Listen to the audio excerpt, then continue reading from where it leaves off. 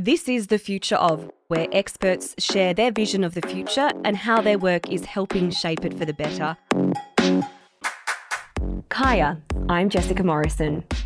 Aboriginal and Torres Strait Islander people have had a deep connection with the land, or boodja as it's known in the Nyungar language, for more than 60,000 years. What you're about to hear is a panel discussion bringing together Aboriginal and non-Aboriginal perspectives on how ancient knowledge of the environment can be used to restore and conserve our land for future generations. Hosted at the stunning Western Australian Museum, Boola, Bardip, the talk was part of Curtin University's annual Research Rumble event, a week-long series of talks that showcased the future-focused research coming out of the university. Renowned botanist Professor Kingsley Dixon, Director of the Australian Research Centre for Mine Site Restoration, is your MC. Tonight, there are two parts. The first part is about hearing country. The second part is about healing country. And in hearing country, it is about what we can learn and we listen to the Indigenous voices. So we have a panel of distinguished people to come forward, and I'd like to invite Stephen van Leeuwen. Already introduced him as a remarkable professor. The remarkable Vivienne Hansen, who's the owner-operator of Binyan's Bush Medicine. I use her products. It's fabulous. Get one of her orders over there. Wonderful lady.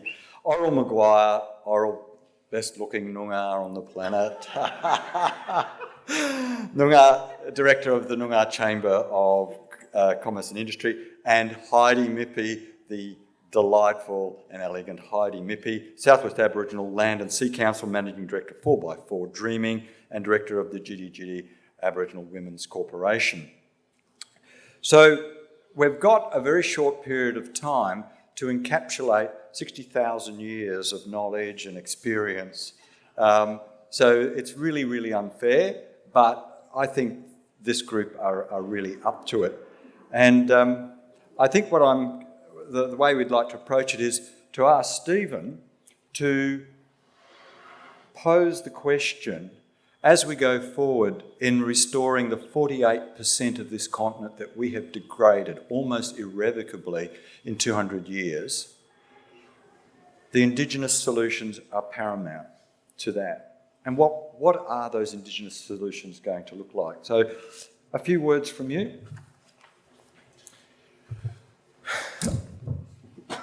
Nearly lost him.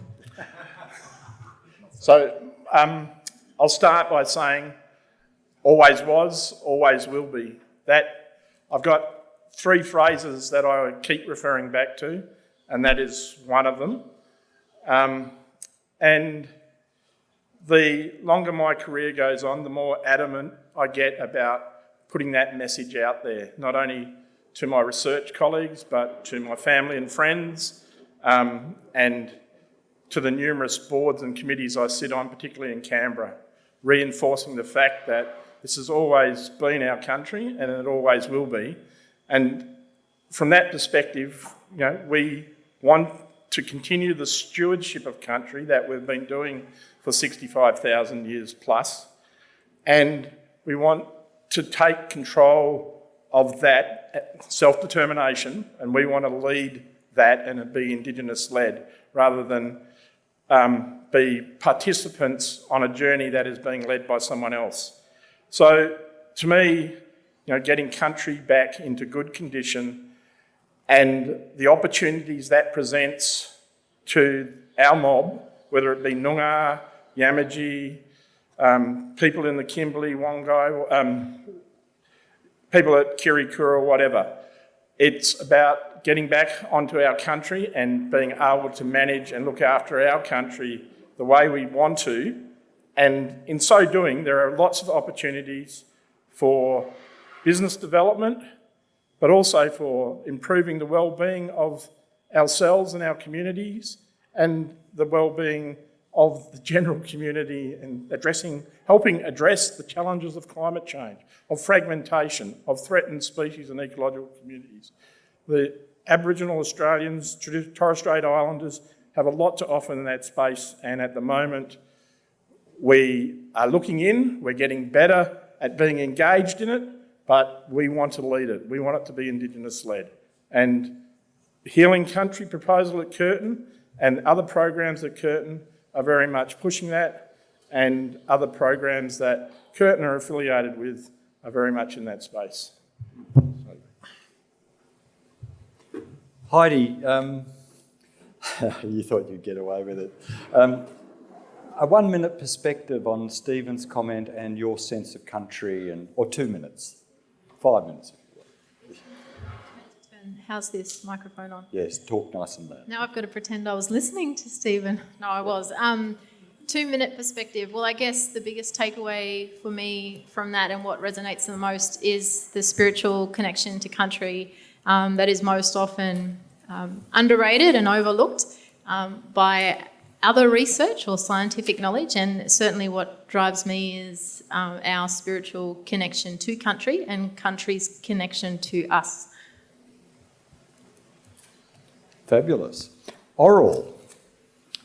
Same question. Same question. Kaya.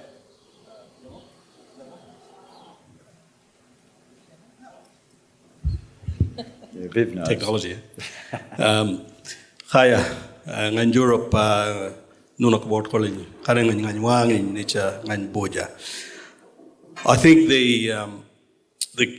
the thing for me, continuing on from what Heidi's been saying, is our spirituality is so deep, and this wonderful exhibition here uses technology and words and the graphics and the stories to capture it. But you've got to understand the depth of that. Every time I speak, I now start to remind people, don't just talk about 65,000 and not fully understand how big that number is. So for me, it's biodiversity is the manifestation of our spirit.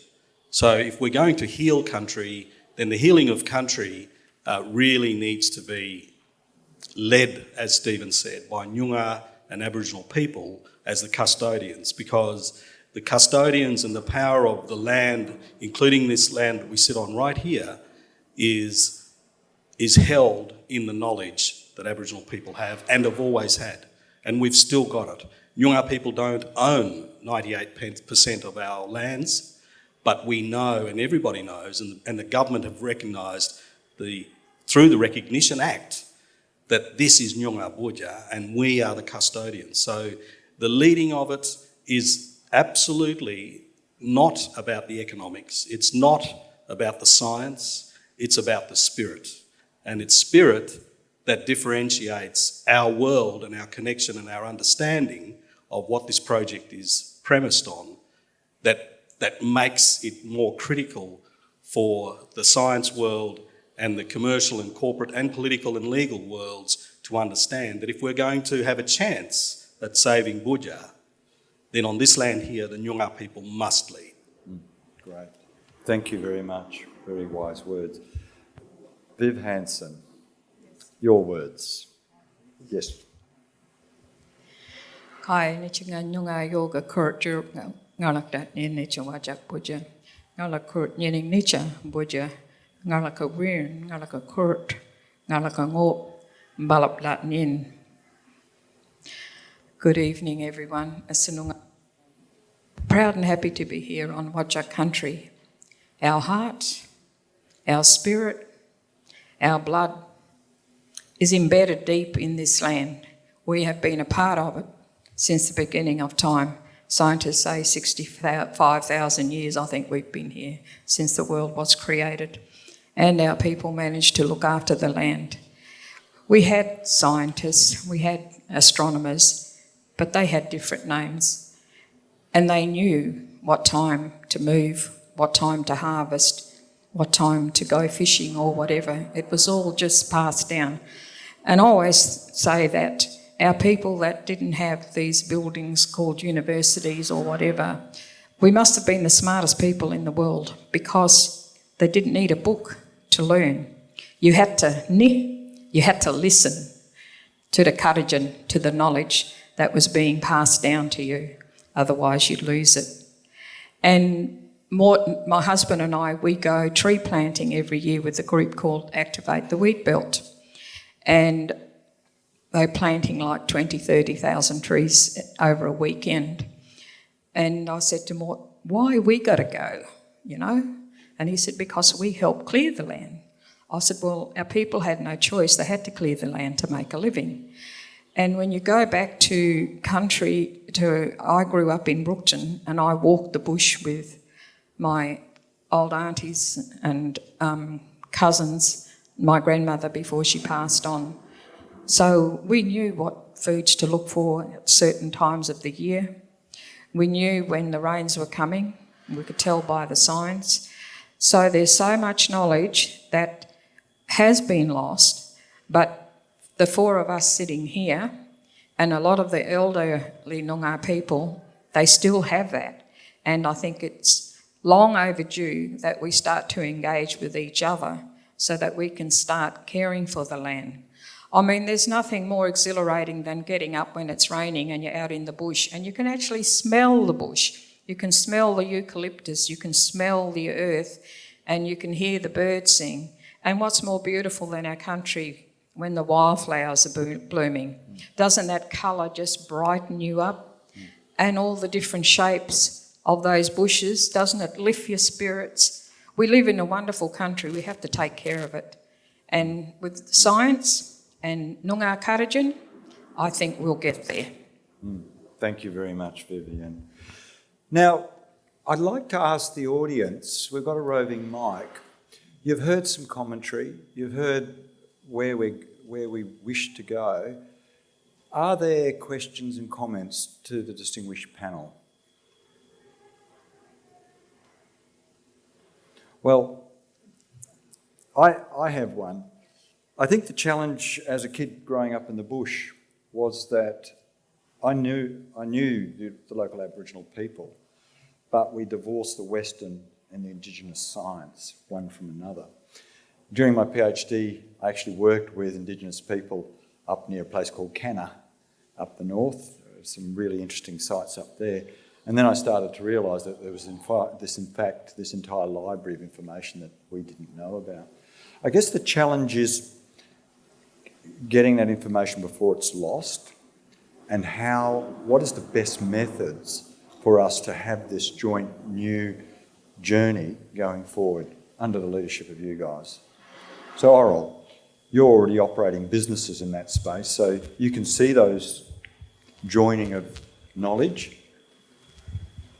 Yeah, we've got a mantra with the Nyungar Land Enterprise Group, and we've developed all of our models for our governance as well as our enterprise and business development around two key aspects. One is that we do things that are culturally appropriate, and the other part is commercially focused. And I think sometimes they are two of the most difficult areas to hold and to uphold if you're thinking about the integrity of both.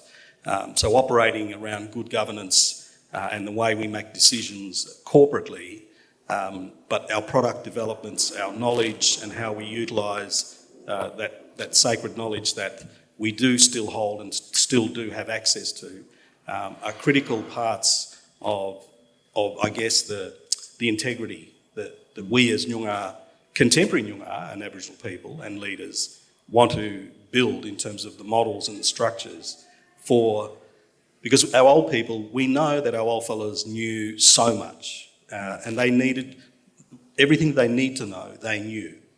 And as Viv said, it was held in the songs, it was held in the language. Our language holds codes that only the speakers of that language fully can understand. So the wisdom and the sacredness of that knowledge are held in language. And I want to thank our granddaughter for the beautiful welcome. And I think in those songs, in those words and those phrases that we used, we capture and we hold the spirit. We say in our family that when we speak language, we sing to country. And country vibrates. Now, no one else can do that. So That vibration is a metaphysical thing, but that's the power of it. And so understanding that that's what we as Nyungar people and knowledge holders of a sacred, of the first world, we are first world cultures. All Indigenous groups around the world speak of themselves as First Nations, and they refer to us as first world nations and cultures. So we were doing things, as Viv said, long before the Greeks and the Romans and the Egyptians and so on. And yet we struggle in this country. On this land here, the Nyungar people are the most impoverished still. So the things that we want to build, I am getting more dogged, and I am actually getting angry because I get sick of seeing mantra statements or motherhood statements of Aboriginal engagement. I heard it today again from a senior minister, and I get sick of that. So for me, my part, I will be making you accountable and Curtin University to the wisdom and the strength and the power of the knowledge that we bring. We bring a knowledge that connects us right back to the first. But we also need help. We need help to heal. Country needs healing, and country needs us to be strong. Yeah. Because if our people are Winyan, Minditch, and unwell as we are, because we still die young, the knowledge that is held, and we have lost so many people in the settlement time, the 20 years that we've been waiting patiently for our Nyungar settlement, we have lost thousands of knowledge holders. Yeah. So we don't have time. The environment and the climate change is impacting on us in ways where we are running out of time. So the trajectory for that emergency is sitting there. Yeah. And we need Curtin University, we need guys, powerful guys like you, Kingsley, to act. Yeah, fabulous. Heidi, Western science and Western philosophy has suddenly discovered this thing called, and we'll hear a bit about it, eco-health, the value of nature. Heidi, you've spoken, as Viv has spoken, about the spirit of the land. Bringing that into the space of restoring and creating the boodja again. Your feelings as one of the youngest people on the panel, the youngest person on the panel? Yeah. I was listening to Oral speak then and now with your question, and it takes me back to the younger generation, our kids. I've got a year 12 daughter who's 16, and I can't help but have an aching heart for the loss of spirit among our younger generation. But what I know, and I know through my own experience as a young 41-year-old and through my daughters, is the minute that we're out on country and on healthy country of which we belong to, no matter what trauma we have been through or experience we've had, everyone's heart sings. Yeah. And they connect to their old people, and I connect to my old people and our old people. And I mean, I have a lifetime of community development experience, but what I see on country, particularly when young people also can engage in working on country, is amazing wellbeing and mental health solutions. I think our mental health programs are heavily funded, but we kind of need to shift a little bit and now start thinking about boodja and mental health and wellbeing and recognise the impacts that does have for all of us. And like Oral said, for me, if I'm not strong, I can't be strong for my kids, so I have to get out bush all the time because I have teenagers. And then I need to get them out there. So opportunities to do that is limited. And when you go to country that is sick, if you've been out to Oral's farm and you see the difference that they've made there, country and spirit starts to talk to you a lot louder, doesn't it? And you see more and you feel more, and you just don't want to leave. You just kind of camp and squat out on the farm and not come back to the city. So yeah, fantastic. We've got just 5 minutes, so if you've got any burning questions, Gita Sonnenberg, please, in the front.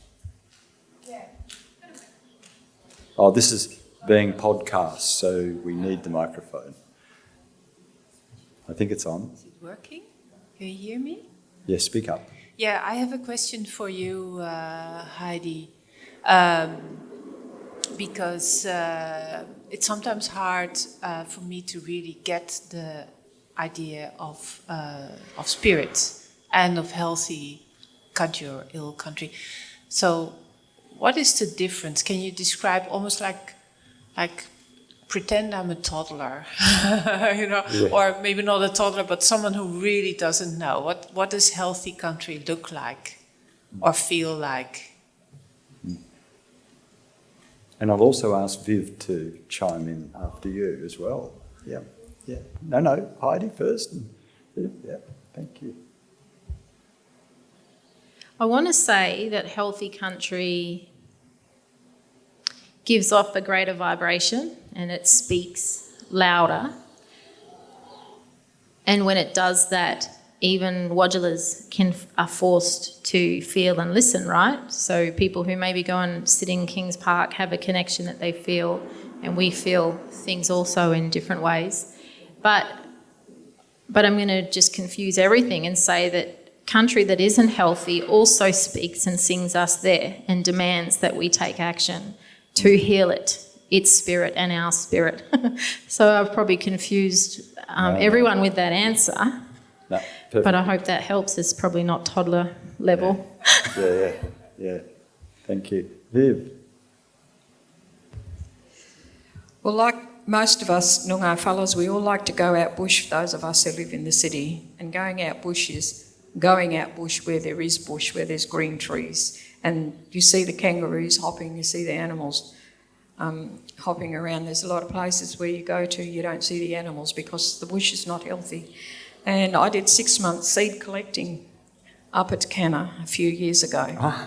Right. Yes. And the only thing that saddened me was collecting Indian sandalwood nuts in Australia, though there was Australian sandalwood growing there and all the different types of acacia and saltbush. And the farms were, they're really, how can I put it? They're just been cleared so badly. There's a lot of soil erosion, etc. So there's nothing growing on there. There's no bird life. There's no animal life. And so you feel that, with our connection to the land, we feel that. And when we go out bush, we make the kids take their shoes off. We take our shoes off. So they're embedding their feet in our ngark, in our mother. We call Earth our mother. And the sun is our mother. And the moon is the sun's sister. They take care of us. And the sea, we call that Mumangurt, his father. And when he comes in, his waves, they come in like the beat of your heart. You stand on the ocean sand and you put your hand on your heart and you count the waves coming in and it'll be in tune to your heart. That's how you get connected spiritually. You go and stand along the river and you look in that river and you look around, you close your eyes and you hear the wind whistling through the breeze, through those trees. There are certain trees that we sit under when our spirit is down. We have to sit under that tree. We don't cut that tree down. We don't even take a branch off it. We just sit under that. And they say when the needles fall on us from this tree, because it's a she-oak tree, we call it the quell tree. When those needles fall on us, we're told that's the tears of our old people healing us. And when you hear the breeze whisper through that, that's the old people singing to us to heal us. So country is really important. I take my grannies out and I do bush medicine. And I grew up learning about the bush and then I forgot all about it, took my kids to the doctor like everybody else did. And then I came to start to care for my mother-in-law, went and did a course at Marmurich called Bush and Western Herbal Medicine, and it was like, when those slot machines go off at the casino when you win a lot of money, that was happening in my brain. It was like ding, ding, ding, ding, ding. Yeah. And my mum was still living, my mother-in-law, a lot of my older cousins, and I said, I think I might like to write a book about bush medicine, Nyungar bush medicine. And the response I got from my female relatives was, well, you better get onto it soon, little girlie. Took me about 4 years, and then a guy came and gave me a hand as the co-author. And it was amazing, all the memories that came back, all the smells, about this flower, that flower, what we used it for. And it sort of also reconnected me with Mother Earth, because when you're living in the city, you know, you're all caught up with this and that, and you're out there protesting and just trying to get your feet on the ground, make a living, etc. But also when we go out bush, it's really difficult because, as Oral said earlier, you know, we don't own the land anymore. But we've always been told that the land owns us. We belong to the land. And it's very hard to take our kids out and show them because there's very little virgin bush left. Even through the state forests at the moment, we've got fires burning. I call them the legal arsonists with their burning, because what they don't realise is where they're burning every year, year in, year out, they're making plants extinct. You've got cockatoos that are coming into the city because there's no seeds left on the trees. They're just black trunks up in the air.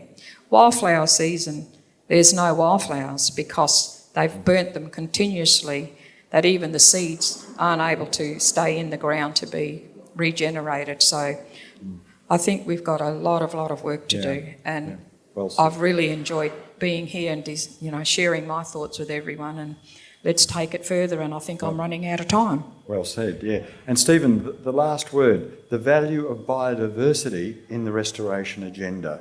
Because many people around the world, there's reforestation, tree planting programs, but it's more than that. It's the richness within, because that's what we're hearing about. Yeah, the richness within. And yeah, some of that is really hard to quantify because it's about people's values.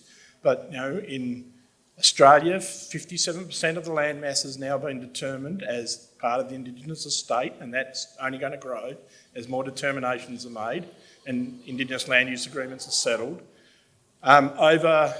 In Western Australia at least, over 50%, it's 57% of the protected area estate is Indigenous owned in Indigenous protected areas. So we're hitting above, as an ethnic group, an ethnic minority perhaps, we're doing better than the state at conserving our state's flora and fauna.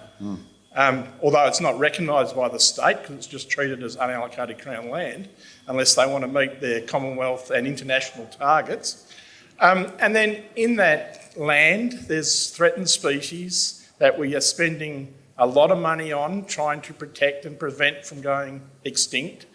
And then on that land or adjacent to it, there's significant opportunities to return that country to a better state than it currently is. And those opportunities, you know, present themselves in honey, sandalwood, biomuticals, pharmaceuticals, Chanel and Baronia essence, things like that. And they're all great opportunities that are out there that our mob and also our neighbours on the other side of the fence can take advantage of if we look after country better and turn the trajectory around.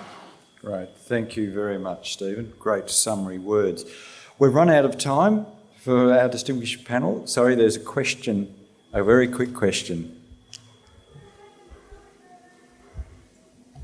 Hello, my name is Danny, and I'd like to acknowledge my family up there as well.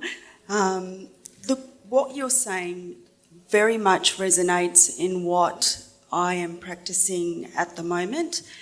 I'm currently working in mental health as a psychiatry registrar, soon to become consultant soon.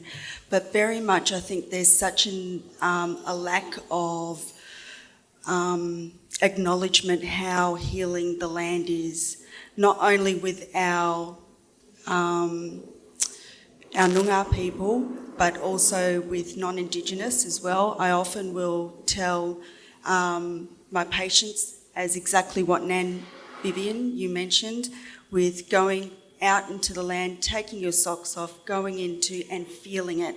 And it's that actual connectedness. Instead of being disconnected, you are actually in at that point in time present.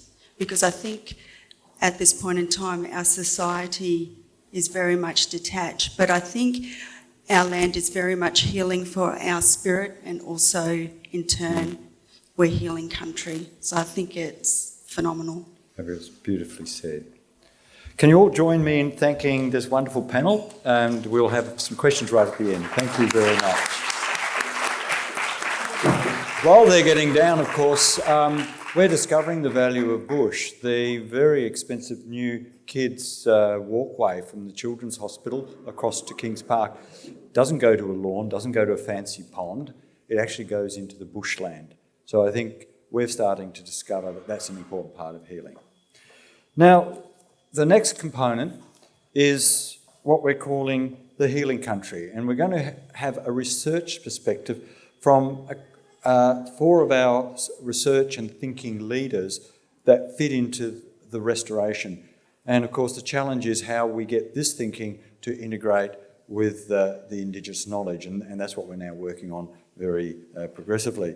I'd like to invite to the podium Adam Cross. He's a research fellow in the School of Molecular and Life Sciences, and also is a director of the International Eco Health Network, so we have someone about the value of nature for human health. Renee Young, Director of Restoration at the WA Biodiversity Science Institute and also at Curtin University, and Dr. Simone Pedrini, who's an ARC Centre for Mine Site Restoration Research Fellow, and he works in the magical world of improving seed performance. So I'm going to ask each of them, I think that seat's for me, so I'm going to sit down at this point, to give their brief overview of their role as a scientist and how that might connect in to what we've now heard from our distinguished Nyungar group.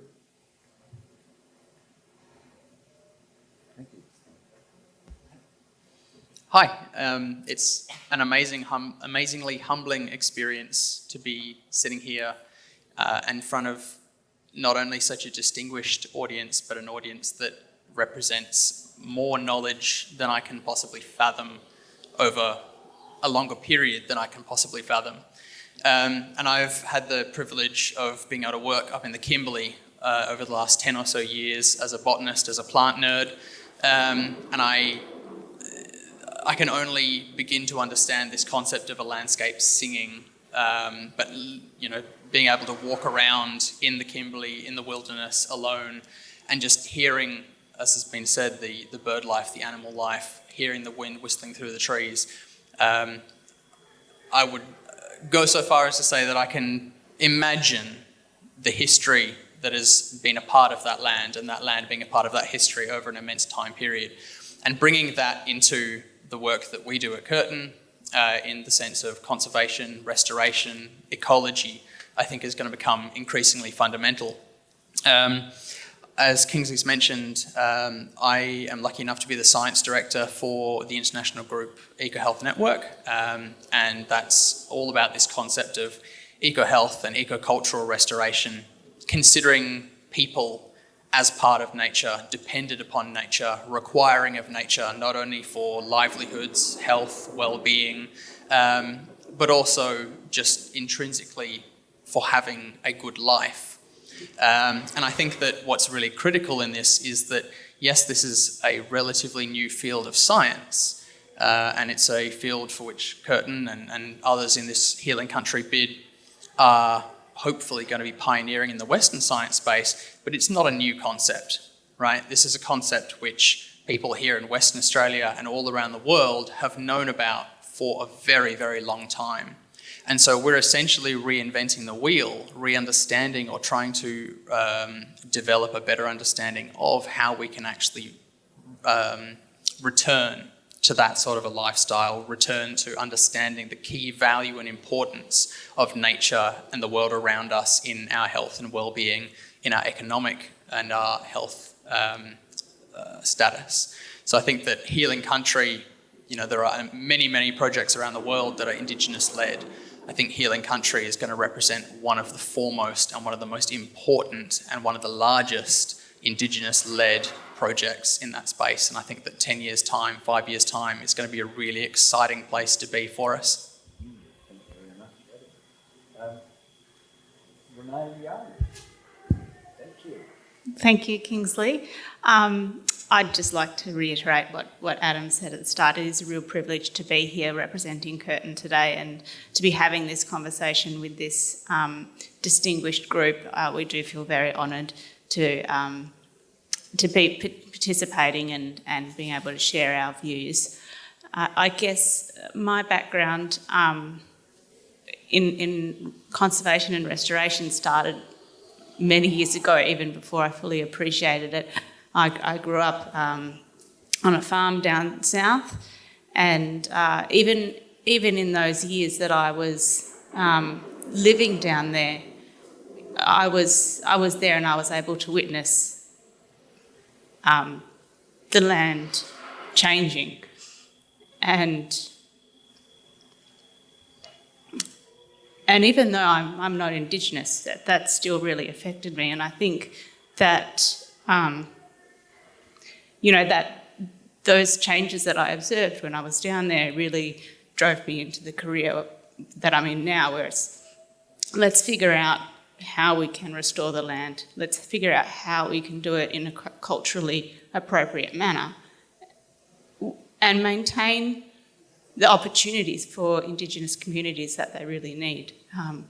Because, like Oral acknowledged, our Indigenous communities are some of the most impoverished people in Western Australia. So I think this proposal through Healing Country is a real opportunity for us to try to turn that around and work together to be able to find those solutions that make change. Right. Thank you very much. An important part of going forward is some of the heavy-duty science that we need. And although we don't have time tonight to go through some of or all of those ones that Curtin and other research institutions and NGOs are doing, we thought we would give you a snapshot of one package of technology that we're really leading in. And so I'll ask Simone Pedrini to share a little bit of information about something that you all have in your pack. It's a funny little envelope, clear, with two little packets of seed. He's about to talk about those. They have not received the bag yet, so they don't know. You will receive a pack at the end. You will. You will. So I guess what Kingsley was trying to talk about is this idea of native seeds and how important native seeds are to perform the restoration on the country. And as was said before, we, the Europeans, in 200 years, managed to create a level of land destructions and disturbance that has been unprecedented in this country. And if you think at the scale, at how vast this area to be restored, and you start thinking about the amount of seeds that is needed to try to bring back even just a part of this ecosystem, you will realize we're falling way behind. There's a problem. There's simply not enough seeds to do it. Not in enough diversity, not enough quantity, and not in enough quality. There's lots of issues throughout the supply chain. One of these is that we rely entirely on collection of seeds from natural populations. We've got people going in the bush collecting seeds, but there's just not enough seeds in the bush to do so. And we've got a major issue that we cannot do restoration with that little seed, and we might also damage the population while we're collecting the seed. So a way out of this is probably start to set up seed farming, start getting native seeds and produce them in a sustainable way so we can get much more seeds, they are much more cheaper and of better quality, so we can start delivering at this scale over the landscape. Another aspect of it is that we need to look into every step of this supply chain and start to look how we can improve every step. We've got seed storage that needs to be improved, cleaning those seeds, breaking the dormancy because some of the seeds are very hard to germinate. But the real breakthrough probably is going to happen, as Kingsley said, from seed technologies. Right now, if you think the diversity of flora you've got in WA, and you think of all the different sizes and shapes and complexity of native seeds, that is a real challenge to overcome when you try to seed hundreds of thousands of hectares. With this technology of seed coating, I'm going to give a preview of what you'll find in your package. There's two seeds. This is kangaroo pearl. natural seed and the one that we've treated, we've pelleted. With this technology, we can take all the seeds with different shapes and sizes and make them uniform of a single kind. So they can be delivered with agricultural equipment, like a canola seeder. And we can do it in huge scale, as we're doing canola seeding right now. And this is just one aspect of it. We can put extra things in this pellet. We can put beneficial microbes that can return soil health and plant health to the country. So this is just an example of the research we're currently doing. But the idea of healing country and this technology that we're now developing is that we want to co-develop this technology with the indigenous enterprise, like the one of Oral, and try to bring this into a commercial reality and a real opportunity to give the indigenous community a key role in the restoration economy, if not the key role in the restoration economy. Great. Thank you very much. Yes, very well said. Yeah. Renee, a question to you. Living on country, seeing the changes on country, your parents may have cleared the land. Do you get a chance to speak to them as your elders about the next journey? And what's their perception of that? And do they see the science and the Indigenous involvement as part of that? It's a very good question, Kingsley. I do speak to my mum and dad about the history of our farm. It wasn't them that cleared the land, but it was my dad's grandfather who did, along with the other sort of colonisers of the area, and now through the current farming practices that they undertake, they know what's happening on the land. Dad's been on that property his entire life, and he's now 70. So he's seen the changes. I think what we are seeing is that farmers are very open to, they're scientists as well, you know. They learn year after year how to improve their practice. And if something's not working on the land and they're not getting that productivity, or they're seeing increased salinity around the creek lines or in low-lying areas, they care for the land too. They want to find the solutions to solve those problems and manage the land in a sustainable way. And I think that we've seen a real shift in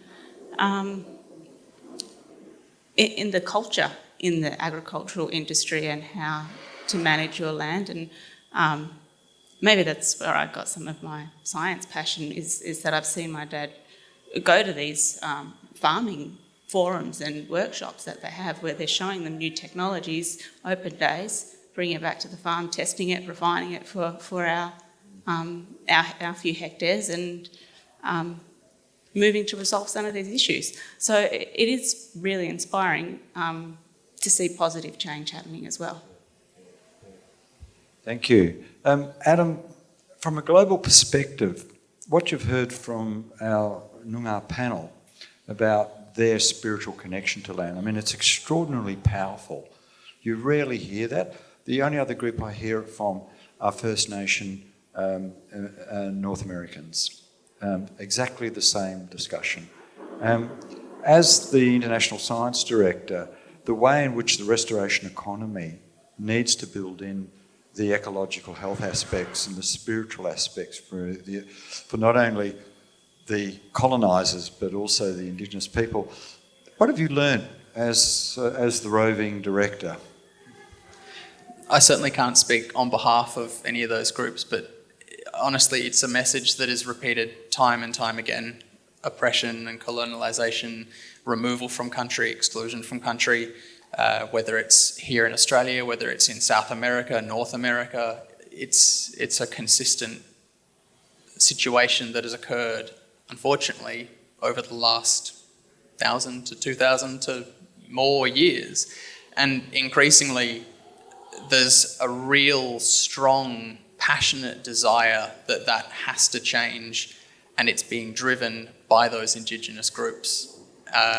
they are taking control of the land that is theirs, rightfully becoming the managers and the custodians of that land again, as we're seeing, finally here in Western Australia, and really no longer being forced to be led or, pulled along in a non-meaningful way in some of these activities, genuinely leading and guiding and being the leaders in all things restoration, whether that's in seeds and seed collection, whether that's in planning, whether that's in buying white-fella businesses and managing them in ways that are beneficial to Indigenous communities. I have the great privilege to work for the Miriwang and Gidja peoples up in the northeast Kimberley with Galganium Limited, and really it's this concept of what can we do that will re-engage our peoples with our country, with our land, that is going to benefit us in the long term and deliver us legacies so that the kids today will have a better future than they've had, that their parents and grandparents have had. Are there any questions from the floor for our panel of scientists? We're a little bit over time, but if there was any particular question. Otherwise, what I might do at this stage is ask you to join me in thanking our three panellists, and we can certainly engage over drinks and canapes and of course a walk through the songlines if you want to catch those people and learn a bit more. But on behalf of everyone, thank you very much.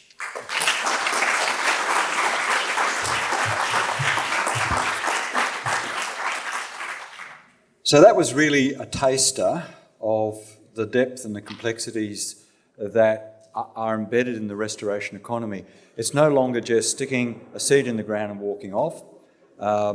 It's about complexity, it's about listening to country, it's about learning about the diversity in that country and learning through Indigenous eyes about the better ways to do that, and at the same time building that Indigenous capacity. As Curtis Taylor said in 2010, and I think it's very sage, and it's actually sitting on the wall next door, just like the old people, we are dreaming. We're dreaming now of a different future because we have to, and in this country. We have a new dream, and that dream is shared with technology. We're using the newest technology with the oldest culture. And I think that partnership, the holding of hands, that shared vision to the future, and also I think the COVID pause, more than anything else, and I see it, I have 170 acres above Waroona. Nobody even knew how to get to my place. Last year, the number of camper vans, tent people, the rest of them, I even had a wedding couple come to me and say, could we get married in your forest? Because people wanted to re-engage with nature. I think we're in a new space. What we want to do is to keep that going and keep it going, holding hands with First Nations and using the best possible science. And I think we've now got the critical mass here, and hopefully over the next few months we'll learn whether that critical mass will be realised through the Healing Country bid to the federal government to really grow to the next stage. And as Adam said, in 5 years' time we could hold this event, and I think we'll have some stories of extraordinary return of boodja and of the health of that country. So thank you very much. It's been a terrific evening, and can you join me once more in thanking all the panellists from tonight.